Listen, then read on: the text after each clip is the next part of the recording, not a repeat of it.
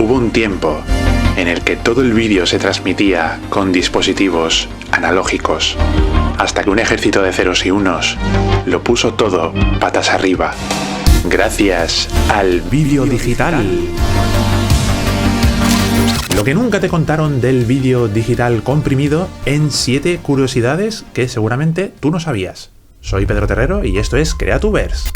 Antes de nada, momento spam, y es que tenemos curso gratuito en la remozada web de Creatubers. Tenemos la guía de cortar polo sano actualizada a 2022 y además en formato vídeo. Un curso de 10 lecciones en las que te explico paso a paso todo lo que necesitas saber para empezar en el mundo de la edición de vídeo y no morir en el intento. Paramos en momento spam y ponte cómodo o cómoda porque empezamos con el vídeo de hoy que va a traer mucha mandanga. ¿Qué es el vídeo digital? Pues según Wikipedia, es la representación de imagen en forma de datos digitales codificados. Es decir, al contrario que el vídeo analógico, que se transmite y se representa mediante procesos electromagnéticos, el vídeo digital se almacena, se transmite y se representa a través de una serie de ceros y unos que dan lugar a un contenido audiovisual codificado en un lenguaje que hay que decodificar.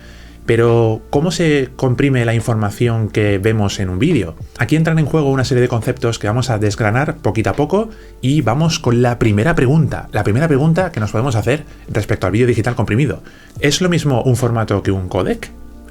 Hemos dicho que el vídeo digital está codificado. Pues bien, aquí entran en juego dos elementos. Por un lado, el códec que se utiliza para almacenar y transmitir ese vídeo. Es decir, el lenguaje que se ha utilizado para escribir, entre comillas, ese texto audiovisual.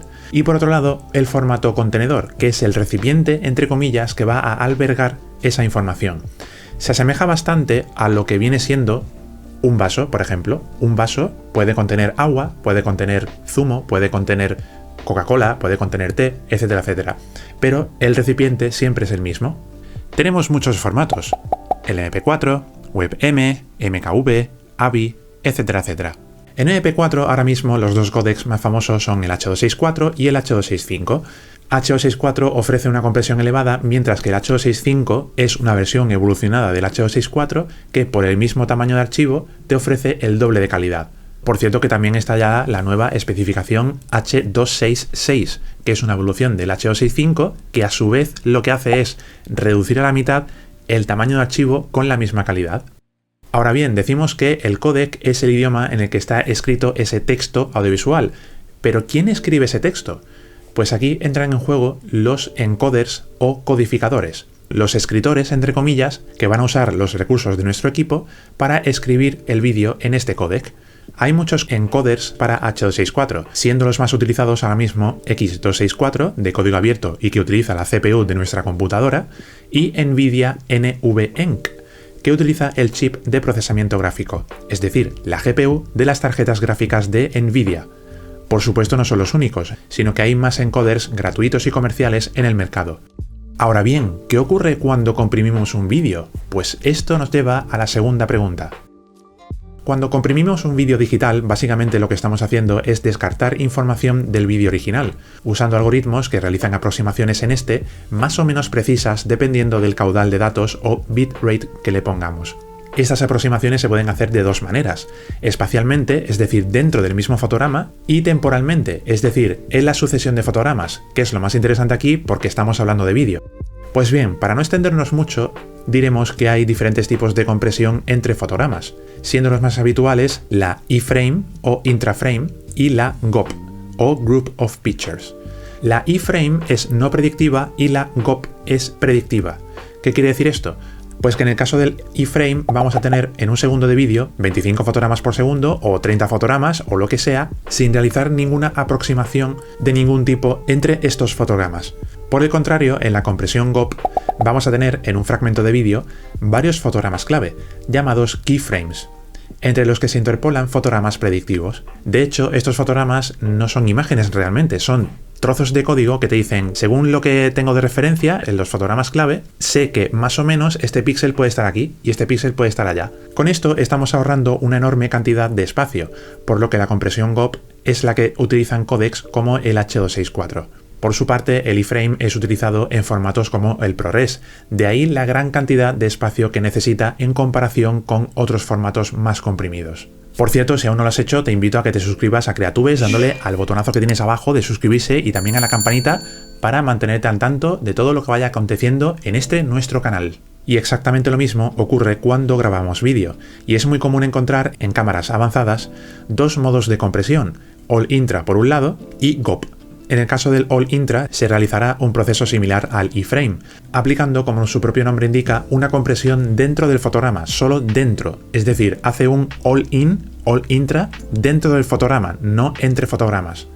Y esto nos lleva a la siguiente pregunta: ¿por qué late, entre comillas, un vídeo comprimido? Seguro que alguna vez te has dado cuenta que cuando estás viendo una película y esta película está muy comprimida, en escenas en las que tengamos imágenes estáticas, la imagen late, entre comillas. Antes hemos dicho que usamos fotogramas clave para comprimir temporalmente.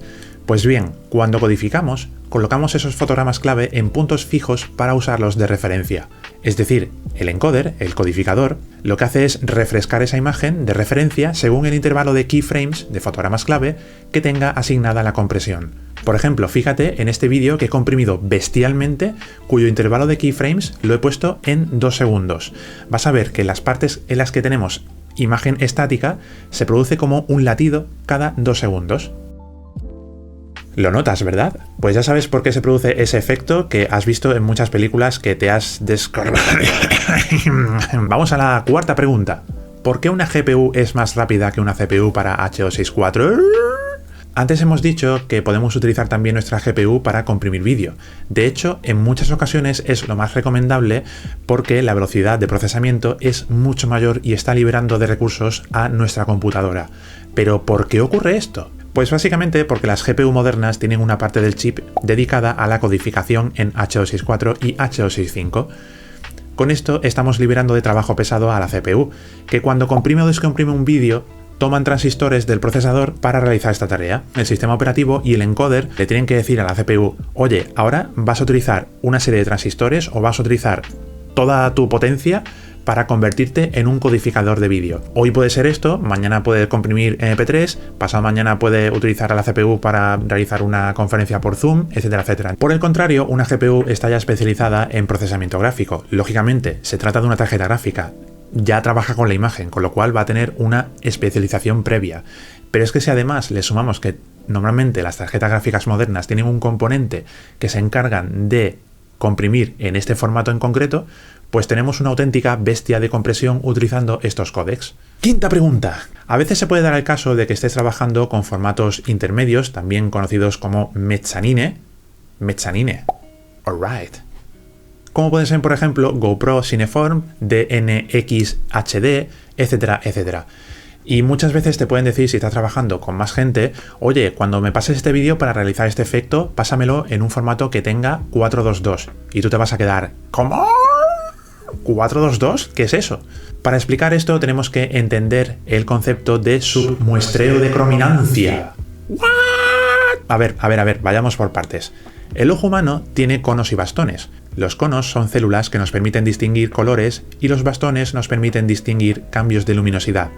Resulta que el ojo humano, por razones adaptativas, es más diestro distinguiendo cambios de luminosidad que cambios en el color, sobre todo de colores que están en el extremo del espectro visible, el rojo y el azul.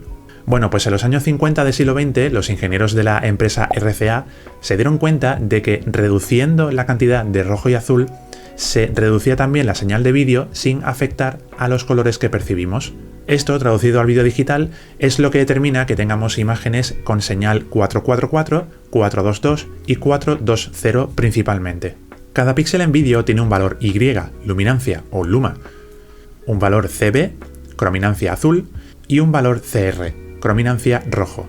Si creamos una matriz de 4×4 píxeles manteniendo todos estos valores, estaremos construyendo una imagen con un 4×4 perfecto.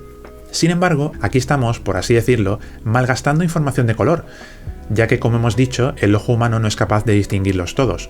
Así que, para aligerar el tamaño del vídeo o el ancho de banda que ocupa, eliminamos exactamente la mitad de la información del rojo y del azul, quedando en la matriz 8 píxeles con toda la información y 8 píxeles sin azul ni rojo. de forma que luego se hará una media, dicho muy rápidamente, de los colores que faltan según la información que ya tenemos de los píxeles adyacentes. Esto es el submuestreo A422, que es el habitual ahora mismo en vídeo en alta calidad. Por su parte, en una señal 420 hay varias maneras de conseguirlo porque hay más posibilidades para hacer el reparto de colores en la matriz. Por ejemplo, tenemos la información de un color en la mitad de los píxeles de la primera y tercera fila e información del otro color en la mitad de los píxeles de la segunda y la cuarta fila. Es lo que utilizan formatos como el H264 gracias a su compresión. Esto se traduce en una resolución de color menor y por tanto en un vídeo mucho más liviano. Y vamos con la pregunta número 6. ¿Para qué sirve hacer varias pasadas para comprimir vídeo? Sobre todo antes con códecs más antiguos como por ejemplo el XVID o el DIVS, famosísimo, de la primera década del siglo XXI, era conveniente muchas veces realizar más de una pasada para comprimir vídeo, sobre todo cuando teníamos limitación de espacio para colocar ese vídeo, para ajustar ese vídeo. Hoy en día, aunque en programas como Handbrake podemos realizar varias pasadas para comprimir un vídeo, encoders como X264 y NVENC han mejorado tanto en los últimos años que ya casi no es necesario realizar varias pasadas, máxime en estos tiempos en los que los procesadores son más rápidos que nunca y los límites de tamaño son más laxos. Y esto nos lleva a la séptima pregunta. ¿Cuál es el futuro del vídeo digital? ¿Cuál es el formato comprimido que va a reinar en el futuro? Pues a día de hoy hay dos grandes contrincantes y uno de ellos seguramente se va a imponer sobre los demás. Por un lado tenemos el AV1 y por otro lado tenemos el VP9. Ambos formatos son de código abierto y VP9 está desarrollado además por Google, que es el formato que utiliza para YouTube.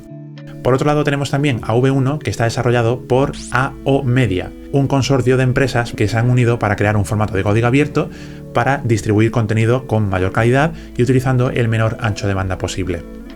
En AV1 están empresas como Google, como Mozilla, como Apple, como Netflix, como Microsoft y en definitiva grandes empresas que tienen intereses ahí detrás porque cuanto más comprimida esté la información audiovisual en Internet, mejor que mejor. Es espacio que nos ahorramos y es dinerito que estamos ahí ahorrando también. VP9 es un formato más amigable, es un formato que está más extendido y es un formato además que lo vemos día a día en YouTube. Además, programas como Handbrake ya incluyen la posibilidad de exportar fácilmente nuestros vídeos en VP9. También algunos programas de edición de vídeo permiten hacerlo de una manera muy fácil, con un clic y ya está. Y luego tenemos un tercer exponente que es el H266, que es la evolución del H265 que reduce aún más el tamaño de archivo manteniendo la misma calidad. En el futuro próximo veremos un auge mucho mayor del AV1 y seguramente se acabará imponiendo, porque además hay empresas como Netflix que están ahí poniendo muchísimo de su parte para hacer que este códec llegue más lejos. De hecho, es el que utiliza Netflix en dispositivos Android y también en televisores con Android TV. Netflix, junto con Intel, es la que está detrás del encoder SVT-AV1, que es el encoder más avanzado para comprimir en AV1. Así que nada más, si quieres aprender mucho más sobre edición de vídeo, suscríbete al boletín de noticias de Creatubes que tienes en la página web y además haz clic en esta super playlist en el que tenemos más información, tutoriales y muchas más curiosidades sobre el mundo de la edición de vídeo y la creatividad audiovisual. Nos vemos en Creatubes. Hasta luego, adiós.